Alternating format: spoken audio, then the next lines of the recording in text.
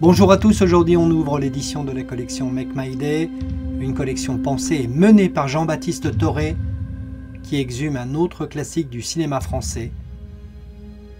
Film restauré 4K par Ivanti sous la supervision de Studio Canal. C'est en quelque sorte un petit hommage que je fais aussi à Delon. Son interprétation dans le film est exceptionnelle. Un homme pris pour un autre, juif et résistant, à Paris, en 1942. Le premier Klein deviendra le second.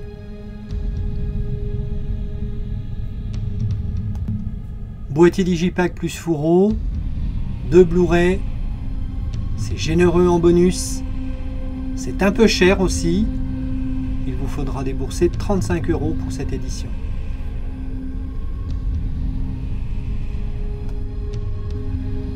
Sur le premier Blu-ray, une préface de Jean-Baptiste Thoré d'une durée de 12 minutes où le critique et historien explique comment Monsieur Klein est l'un des plus grands films français des années 70 et aussi l'un des premiers à représenter la France sous l'occupation.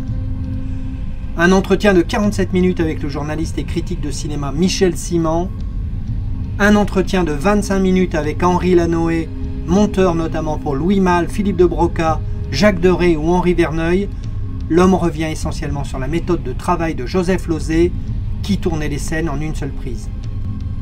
Sur le Blu-ray numéro 2, nous avons un entretien d'1h10 de Laurent Joly, historien spécialisé dans l'étude de l'antisémitisme durant le régime de Vichy, et raconte la montée en puissance de la persécution des Juifs à l'arrivée de Pétain, et le tournant qui mènera à la ralfe du Veldiv. Et pour terminer, les dossiers de l'écran sur Pétain, où nous avons droit à l'intégralité du débat diffusé en mai 1976.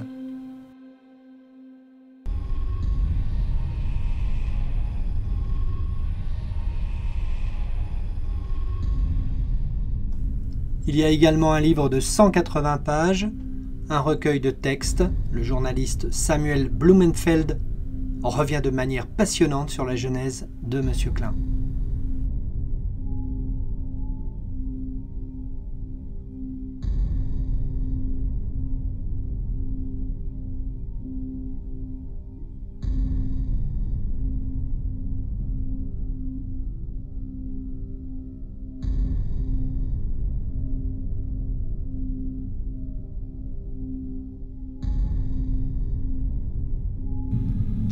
Costa-Gavras doit réaliser le film et Belmondo est pressenti pour interpréter Robert Klein. Belmondo décline la proposition. Sans un grand nom pour le rôle principal, les producteurs ne veulent plus financer le film, surtout avec un sujet aussi délicat.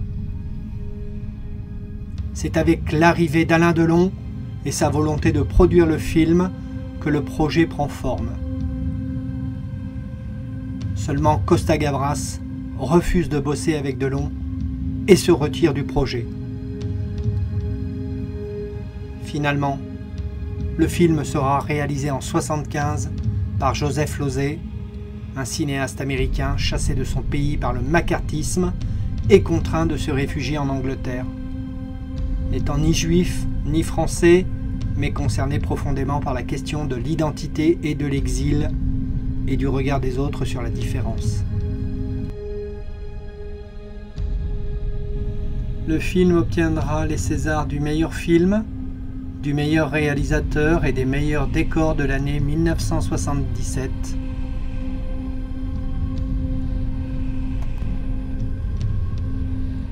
Ce fut pourtant un échec commercial à sa sortie.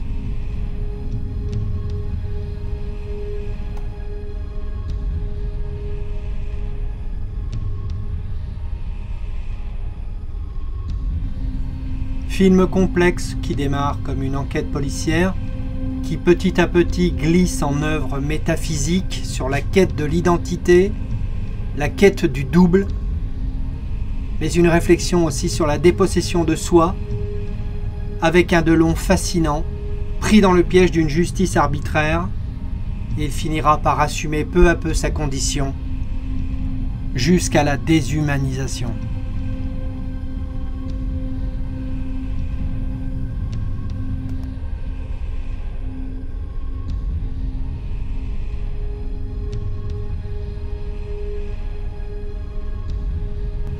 Si vous avez aimé la vidéo, n'hésitez pas à lâcher un petit pouce bleu, à vous abonner, et on se donne rendez-vous très bientôt pour une prochaine vidéo.